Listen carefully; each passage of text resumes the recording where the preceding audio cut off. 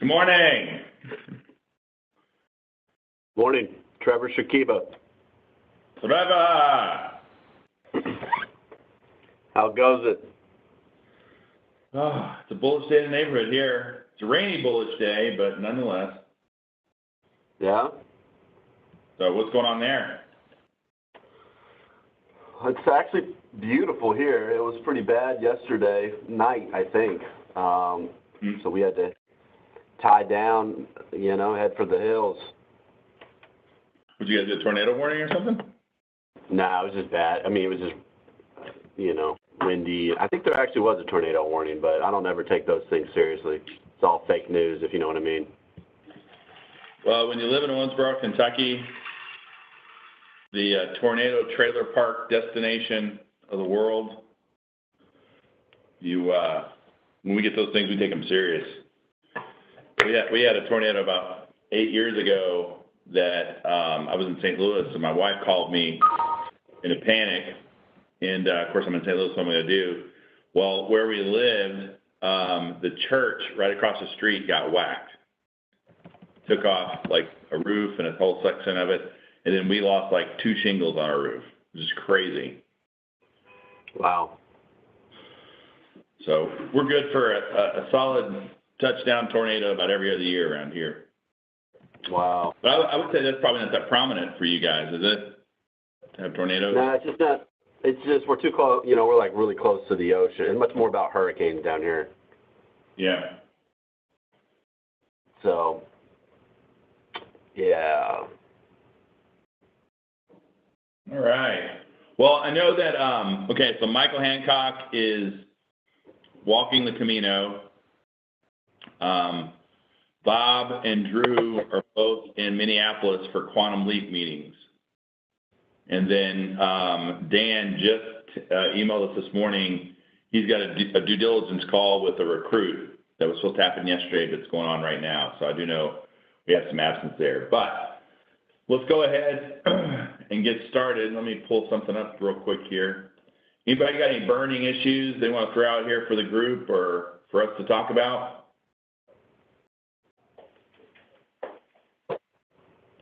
Brian Grizak, are you with us? Yes. Glad to have you. Good to be here. So let's talk a little bit about what we've done since the path to Barrens. Trevor, what were some things that you walked away from that you've been implementing since Miami?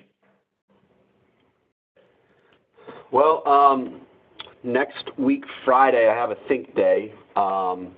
So I'm in the process of kind of putting that together. What really resonated with me wasn't so much what Bob and Audrey were doing. Like, that's just not me. I don't want to acquire practices and create a massive organizational chart or anything like that. But what resonated with me is how Bob, was really involved in their lives. His subordinates, I think is what he called them. Just kidding. That is a joke. Maybe it's too early for jokes, but I liked it. I want to get involved with what they're doing financially, and so that's kind of the purpose of this next Friday is to talk to them a little bit about their 3, 5, and 10 year, and talk to them about what they're doing financially, and get more involved there. So that's the biggest takeaway for me. And then obviously pure domination like Brian in client acquisition, acquiring assets, and trying to get on Barrens, I guess. I don't know. Frankly, Travis, when I looked at Barrens in Texas, that was a little disheartening. What's the minimum requirement there? I don't know. It was something like $500 million or something. Yeah. All right. Well, listen, I think we talked about it. It's not whether you want to be on Barrens or not. You just got a glimpse in what it's like for two people who've made it. And it sounds like what you're doing, Trevor, is you're extracting what is relevant to you, which is exactly what we want to have happen. And it sounds like on your Think Day, what big takeaway is you want to get to know your people more, which is going to be a good segue from what we're going to talk about later today. So any other action items from that you want to report? None that I can think of off the top of my head. There were others, but that was one of the biggest when I narrowed it down to, my top 3 takeaways. Okay. Very good. What about you, Mr. Grzak? Well, obviously I wasn't in Miami. I know. Barron's is something that we've looked at before, and as far as Ohio is concerned, probably similar to Trevor, the minimum requirements are just kind of beyond our capabilities, beyond our reach at this point. I really can't see myself getting to Barron's without some sort of, financial institution group or going into a credit union or taking over, doing some sort of takeover of a financial institution. I don't think we have the infrastructure for it. I don't think that that it's my goal to build the infrastructure for it. So I think to me the path of Barron's is more of a mindset than an actuality. So to me, Barron's is not something that I'm striving for or reaching for at this point.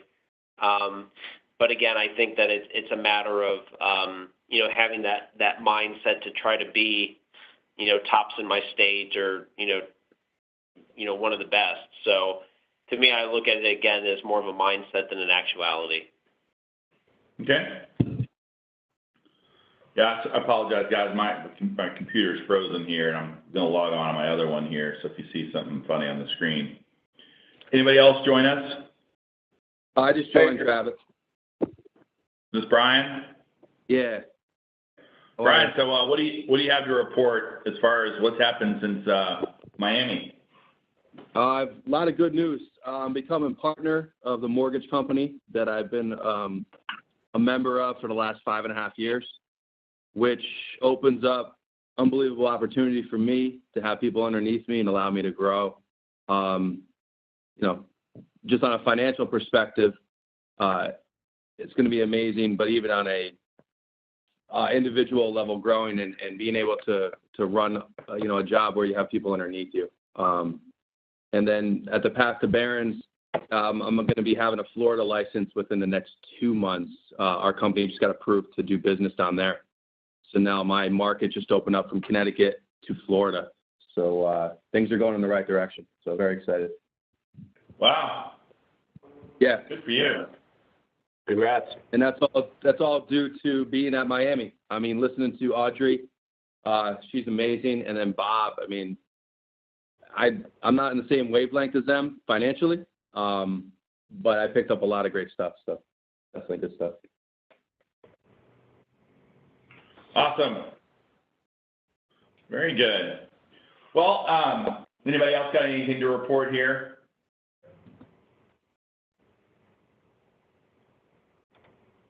Let's what about the Mastermind? Well, we'll come back to that.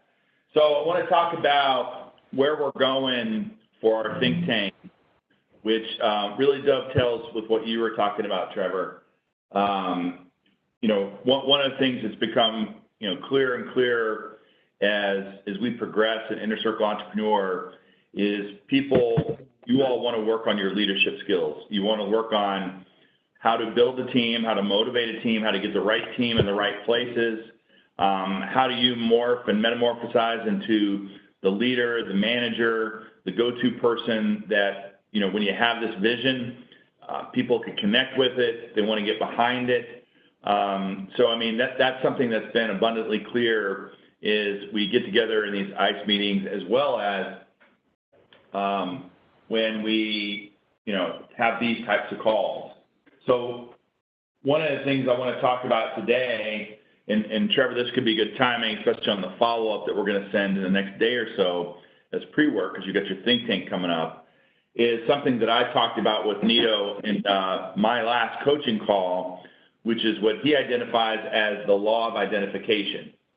The law of identification is simply this, that once you identify what's important with the other person, you have a greater likelihood of helping them get what they want, as well as, in our situation, in a business context, of them helping us get what we want.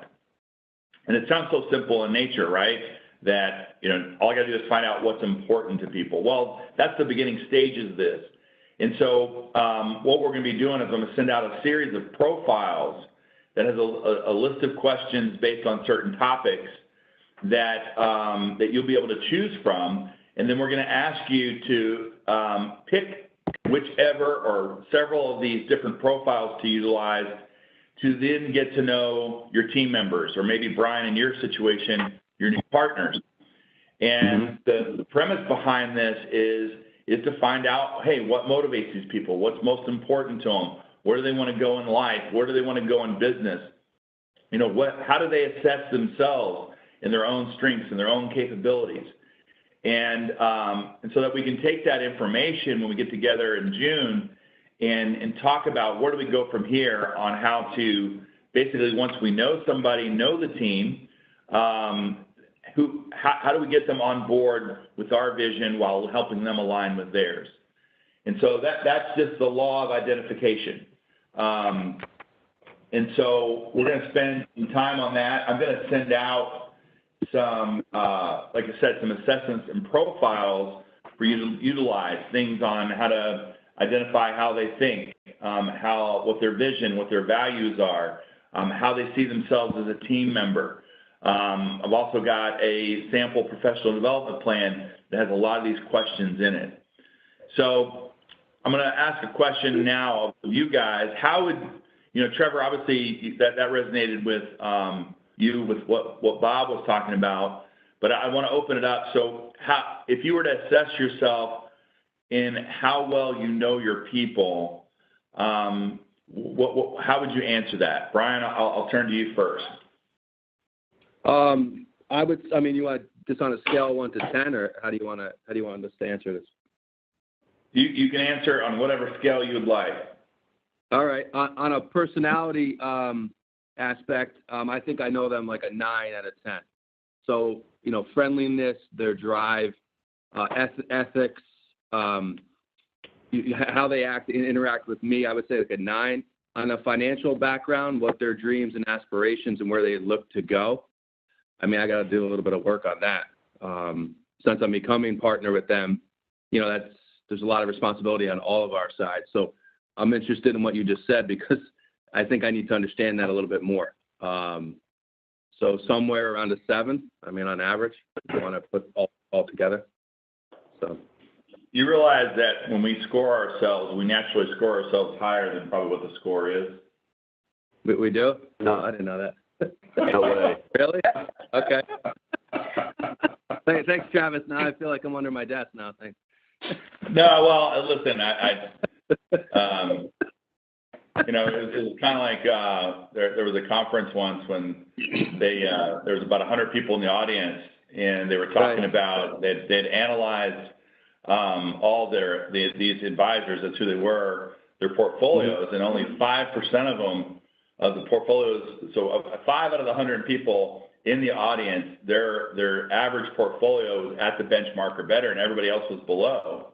And of course, you know what everybody in the audience was doing, right? Yeah. Feel sorry for those other 95. So, okay, well, it'll be interesting, Brian. You kind of stepped out on that first, but when we start looking at some of these questions as far as how to get to know people, I'm also going to throw in the Harvey Mackay 66, which is typically used in a sales situation to get to know customers, but I think there's a lot of relevant information in there. He basically, Harvey Mackay envelope, he was a kind of world-renowned author and leader in the area of, basically what we're talking about here. So it'll be interesting to see out of how many of these questions we send, how well you know. What about the other Brian, Mr. Grizak? How would you assess your ability to know one, except for Jess? You're married to her, like, you, Trevor, I hope you say that you know your wives very well. Yeah, I don't know Trevor's wife that well, no. That's good. Trevor's appreciative of that. So what I would say is, I mean, on a personal level, I know Joe pretty well. I know Carolyn. I know, I've known her less than a year, so I still have, a lot that I need to know about her. And Ning's been with me for 5 years, and in some sense, because Ning is, originally from China, and from a cultural perspective, she seems to be a little bit more closed off socially or personally. I don't know her as well as somebody else.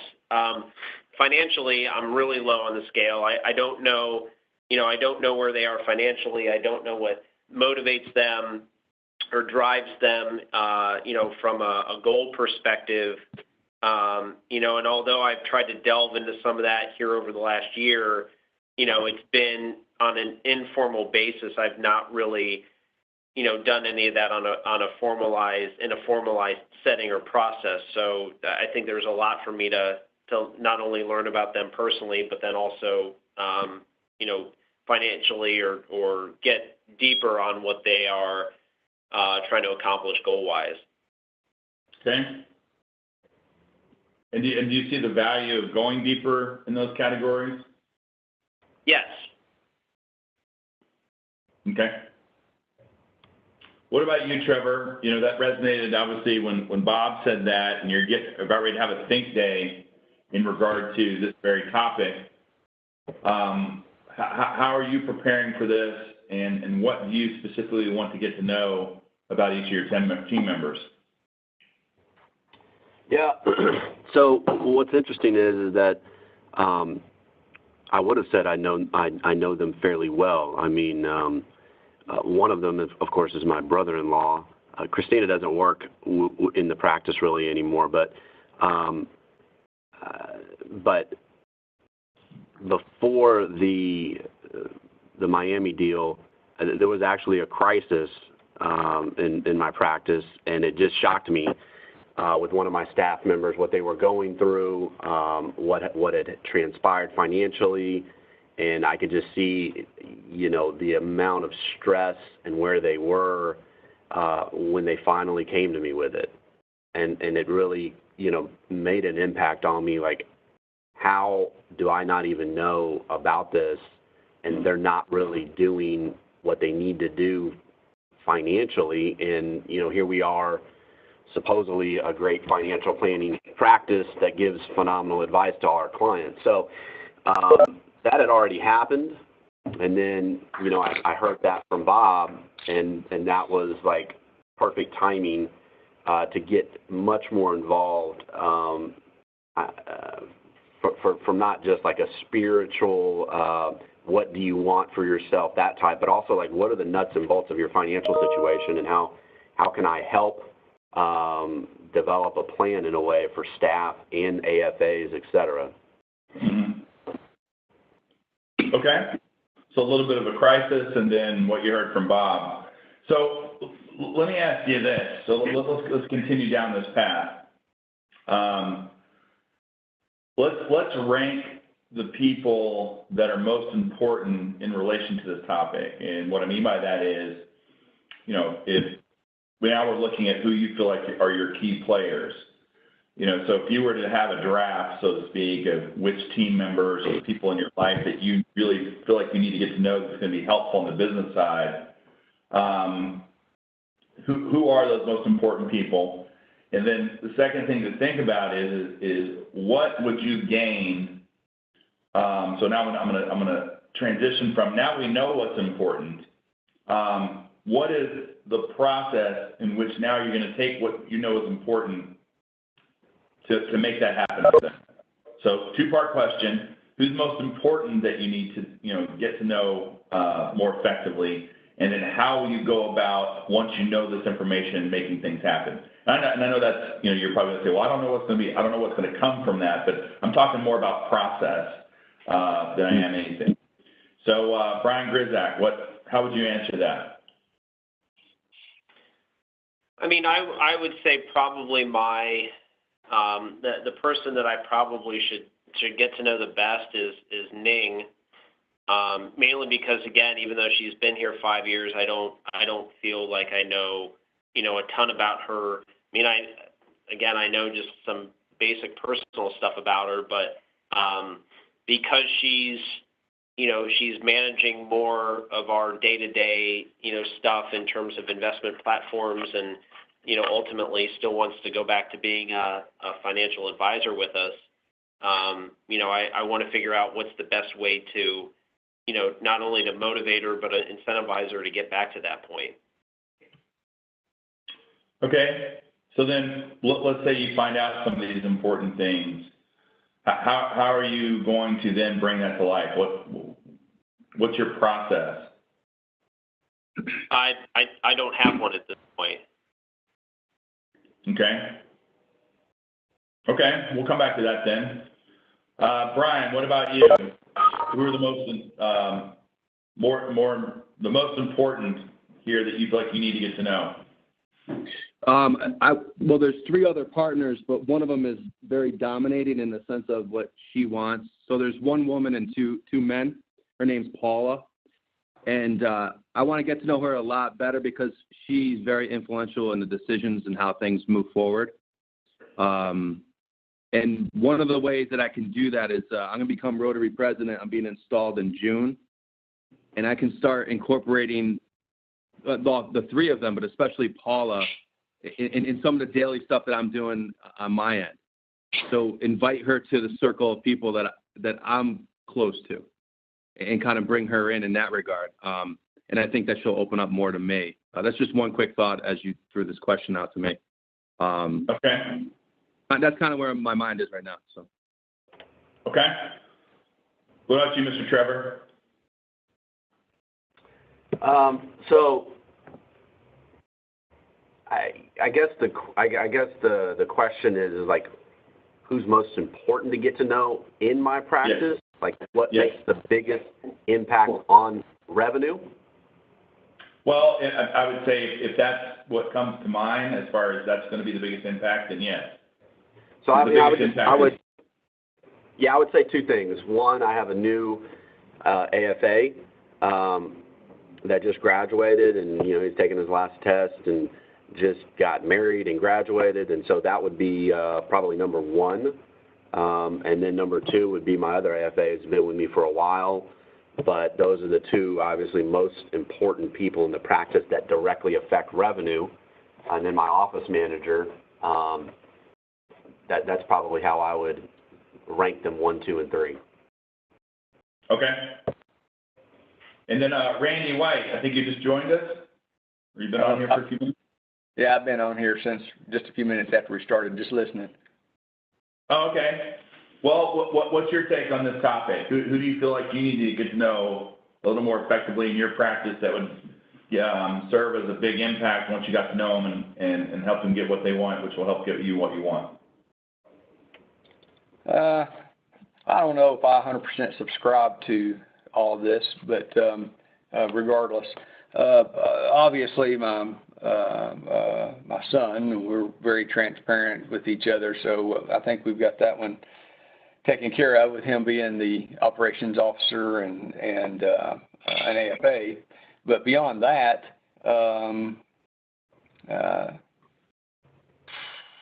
it's a toss-up. I guess we go to Paige, which is our recently appointed AFA, and Randall's done a good job of this topic with her already. And then maybe after that, you go down to the office manager, et cetera. But one of the struggles I have with this is that you get too close to people, and it influences your ability to make other decisions that need to be made in the context of business. That's just, something to throw out here and get some feedback on. I'm all about helping people achieve what they want to achieve, but I think there's probably a difficult balance here somewhere to strike. Okay, let's talk about that. I think it's a very relevant point. So let me try and interpret it. What you're saying there, Randy, is that one of the downsides, or maybe a pitfall in getting to know your key team members better, is that on a personal level, as you make decisions on the business side, that may influence the decisions you make and how you make them. Is that what you're saying? Yes, and, may cloud your judgment. Sometimes you put off certain decisions that you feel like you really need to make, but you don't, because unfortunately, I've just had a few things in the past that have created those dynamics, and so it makes you that much more cautious of getting, too close to people. Okay, well, I'm going to throw that out to the group. What do you guys think about that thought? We are talking about getting to know people on many different levels, and who else might have a concern there, or maybe they feel differently about the topic. This is Brian. I guess my thought is, I think that as part of this process, if you're really getting to know people's motivations and understand what their maybe 5 or 10 year goals are, you may realize that 5 or 10 years from now they want to do something else, or maybe they maybe they want to own a pet shelter, or go into don't see themselves in the practice while they're helping raise their own family. And I think if you get to really know somebody and you find out what their motivations are, and if you really try to hopefully get past the stuff they think you want to hear, I think then maybe you can make, value-based, judgments on where you see them as part of the practice. If they're frank with you, or they're honest with you, and they say, I'm not sure that I may be here in 5 years, then you can give them you can decide to put as much or as little resources and time and so forth into them as you feel necessary. Okay. Trevor, what's your thoughts?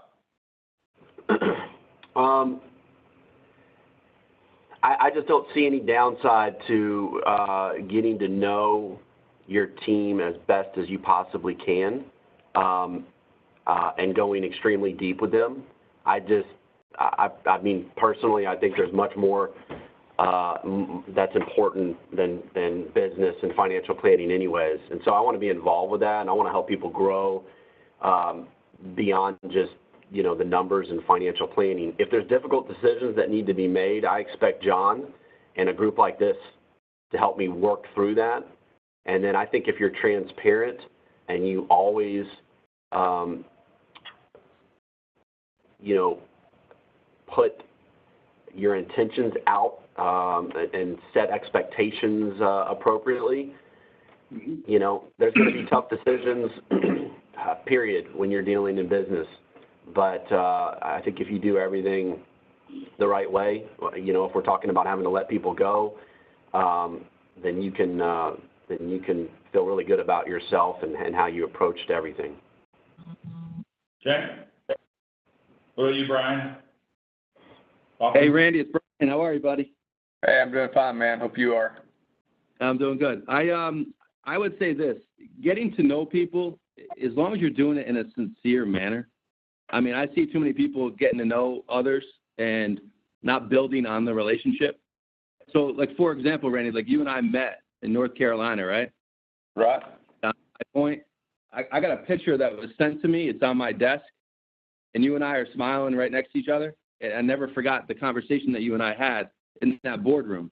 So getting to know people, as long as you're remembering and listening to what they're saying and you're sincere about it. Like Travis is saying, getting to know people on a deeper level. Some people you're going to be emotionally connected to, some you're not. But as long as you're sincere, the only thing I would say too is that, I mean, you said you had some issues. I don't know if you're willing to be a little bit more specific. I don't know if you want to express those, but I'd be interested in knowing what they are, just because I think it would give you a context of getting to know certain people. When I met Dan Gam down in Miami, he was saying when he meets people, he has certain categories that they're in. And I don't know if anybody else in the group here kind of has that feeling, but when you're making business decisions, some people know about my wife and my kids, and some people don't need to know about my wife and my kids. if you know what I'm trying to say, like categorize in your mind. So that would be kind of my advice. And you're not being rude to people, but you kind of got to know your group of the information you're going to give out. I guess that's what I'm trying to say. So good feedback here. And Randy, it may be good for us, either today or in upcoming coaching calls or when we get together on the think tank, as this becomes more relevant, to maybe explore what's happened before that kind of led to this hesitancy. And listen, you're not right or wrong in all this. We are kind of the experiential map, right? What's happened is kind of defines who we are today. The cool thing is our mind is shapeable, moldable, and that's one thing this group as well. We all want to get challenged. We all want to see different perspectives and search for other ways to do things. I just, to kind of summarize what I heard and how I feel about this, I think, I want to always get to know the people I work with on a very personal level, because to me, that's just, A, it's a part of who I am, but B, I'd rather lead with care and concern, kind of the sincerity that, Brian was talking about, because I think, if I'm making decisions out of care and concern for people, even if it may hurt, I'm still coming from a place of care and concern because I know that person really well. And I think to Trevor's point, we all get clouded. I myself, I'm glad I have this group. I'm glad I got Zach. I'm glad I got Nito. I'm glad I got Greg. I'm glad I got Drew. I mean, when we get in a situation where emotions are high because we know somebody, seeking someone else's advice who would have a third-party view, who's not emotionally tied, who looks at it a little more objectively, who can ask you a lot of questions about, let's really get to the bottom of this, I think that's always helpful. But I can tell you, I'd rather be just me personally, get to know someone, care about them, and knowing that I might get hurt later on for whatever reason, but I'd rather have that and experience the hurt if that's what's going to happen. So it's a good discussion. Randy, any follow-up questions or comments? Well, no, I appreciate everybody's thoughts, sincerely, and the reason I'm a part of all of your stuff from D2 to ICE is to continually challenge my thinking. So I'm definitely, open-minded to that and feel like I'm still pliable, if you will, from that perspective. So I appreciate the feedback, and we'll continue to work on that. Okay. You are pliable. I've seen it, man, in action. So then let's talk a little bit about process. So because we're going to send you guys some profiles, we're going to give you some homework assignments about getting to know people. We're going to come back in this meeting and had several conversations with Dr. Zach. He's going to be there. He's going to bring a wealth of knowledge as this. Just to refresh you on his last company he was with, when he joined at 100 employees, and then they grew to 5,000 employees under his leadership because he was directly in charge of operations. So Zach is putting together a perspective on this from real life experience of building, multiple teams over his professional career. So, but part of this is process, and what I mean by that is okay. So we get to know someone. How are we going to go about, once we know the topic? So this is kind of separate. We won't spend much time today, but we'll talk about it in our meeting. Is depending on what they want to accomplish, how do we help them do that? But on the process side is how many times are you interacting with these people? And do you have a developmental plan in place? Developmental plan meaning that we're going to meet so often, we're going to measure where you are and what you're trying to accomplish. You're going to learn how to establish the measurements for how we are going to, are we doing well, are we not? In other words, how we define success. How many people here are having regular one-on-one interactions with their team? I am. Yeah. Yeah. So Brian, what is your typical? How often are you meeting? What's the typical topics? Brian, who? Great. So we do a weekly team meeting on Mondays at 10 a.m.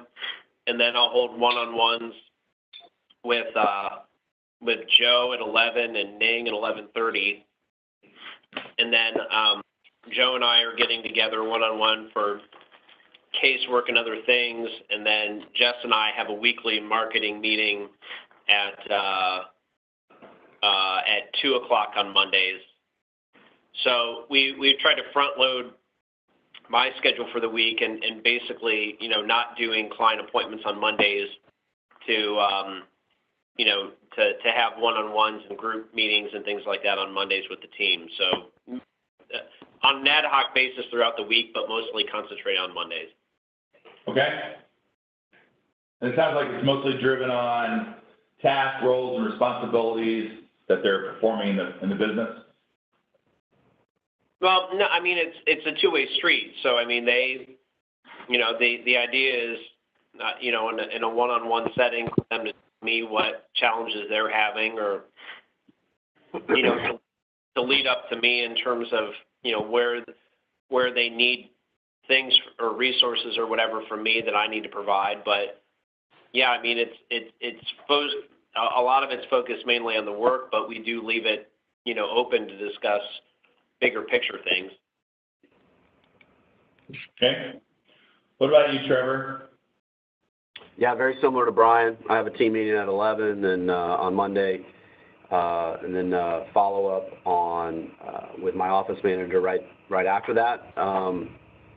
And then I have like a marketing 4:00 with my AFAs, where we talk about marketing and we do stuff like that, and that usually leads into some different thoughts, but it's mainly business oriented. Okay. And what about you, Randy? Well, I don't have one-on-ones with anybody but Randall and Sarah. They have the one-on-ones with everybody else. And they're predominantly just business oriented, task goals, follow-ups, from that standpoint. Okay.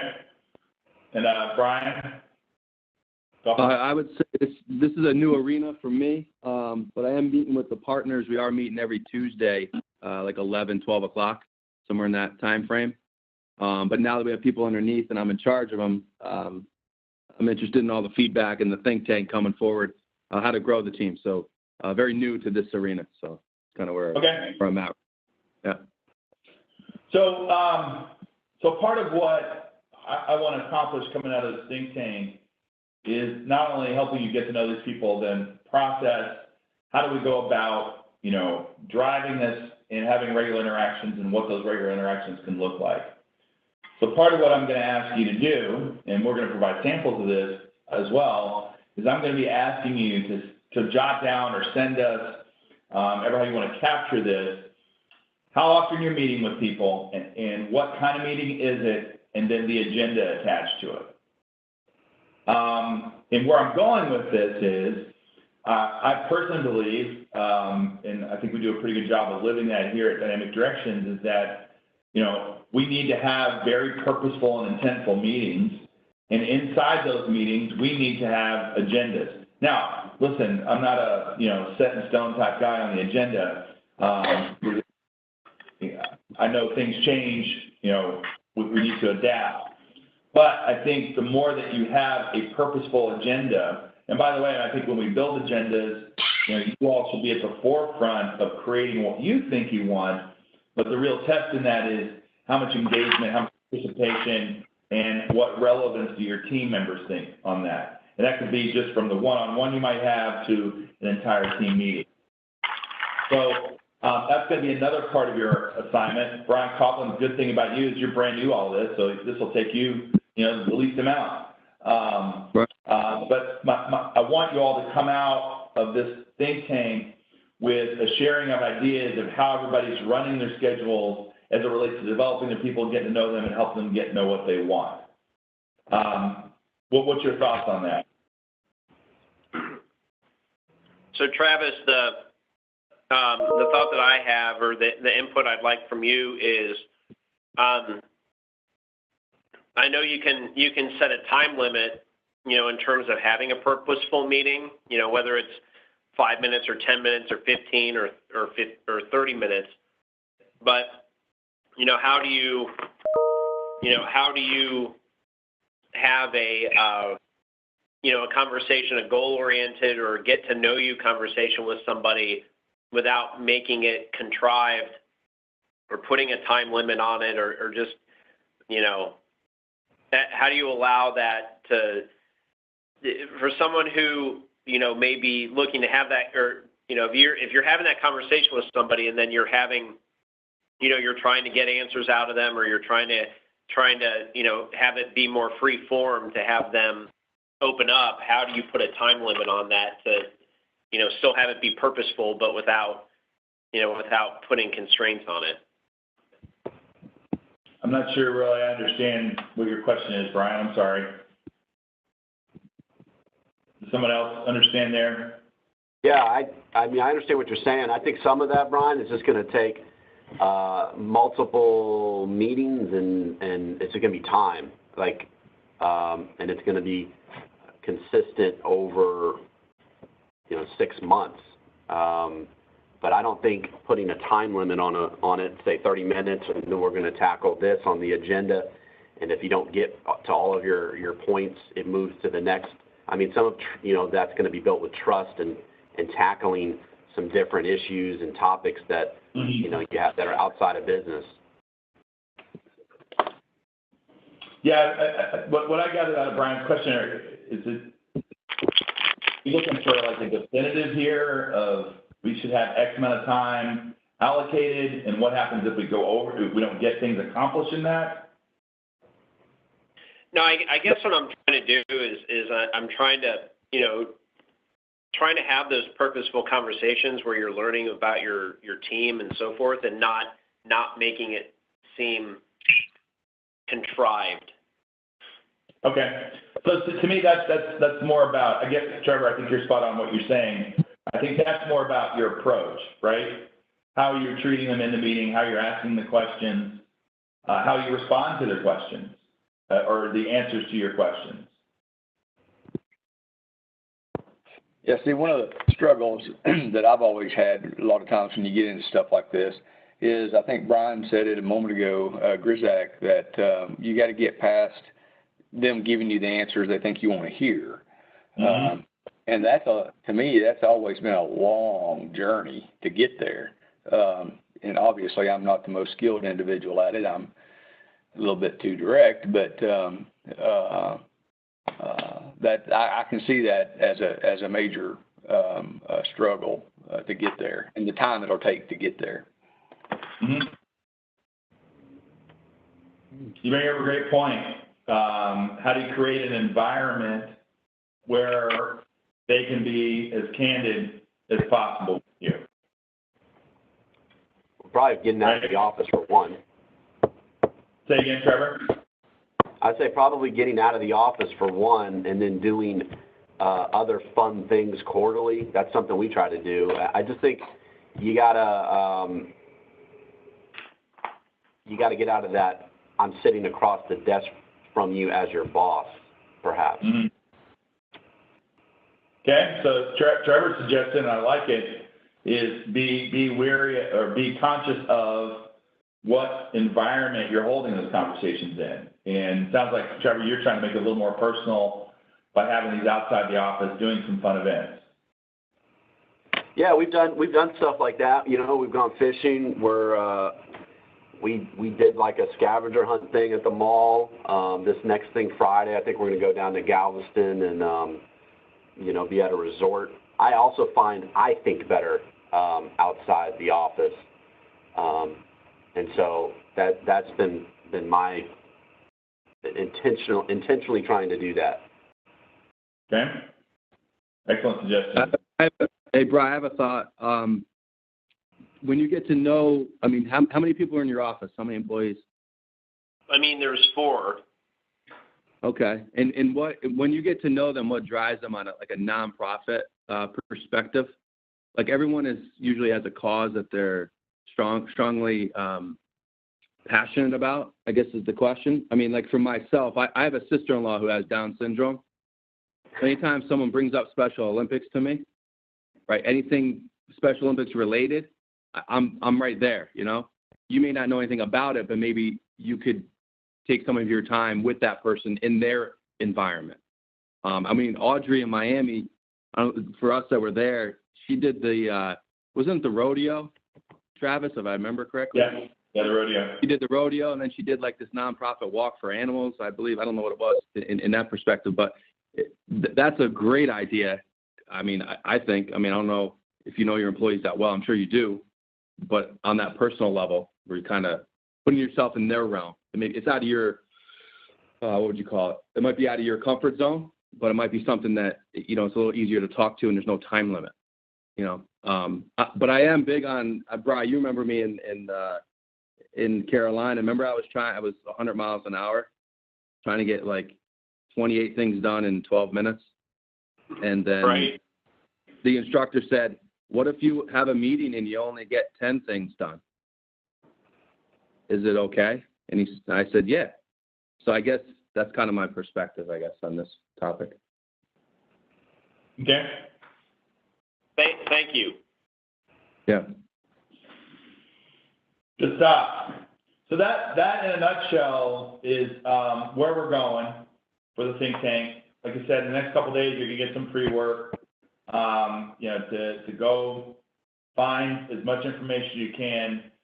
We'll give you some tools to do that, about at least 3 people. We're going to be asking you to send us what your interaction schedule is with your team, one-on-one team, what are the topics, what are the agendas, what are you trying to accomplish on those? And then we're going to share a lot of best practices around that. And I think today was good. I think, I heard a lot of already good practices around doing some of these things and accomplishing.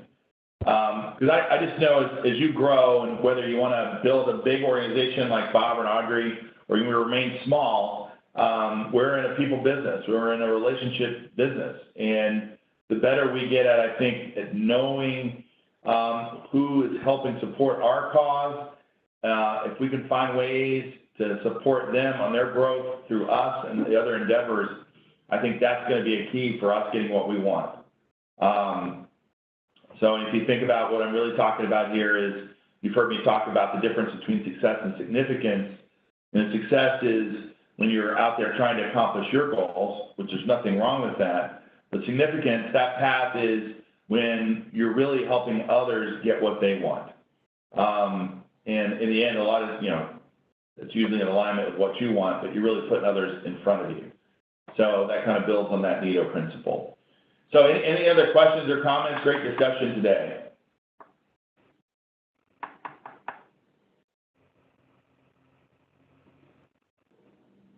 No? Good. Well, listen, guys, it was great being with you all today. We'll send some things this week to get this thing going for our think tank. Brian Grzak is going to be performing a rap ceremonial dance for his presentation. Is that what you're doing, Brian? Thanks for blowing the surprise, Travis. Oh, I'm so sorry. I forgot. It's a secret. All right. Lesson for everybody: don't tell Travis what's on your mind. As far as he's gonna blow your surprise. Just don't blow your surprise. I hear you. All right, gentlemen. Great being with you. We'll talk to you very soon. Thank you, guys. Hey, guys. All right. Thanks, guys. Bye-bye.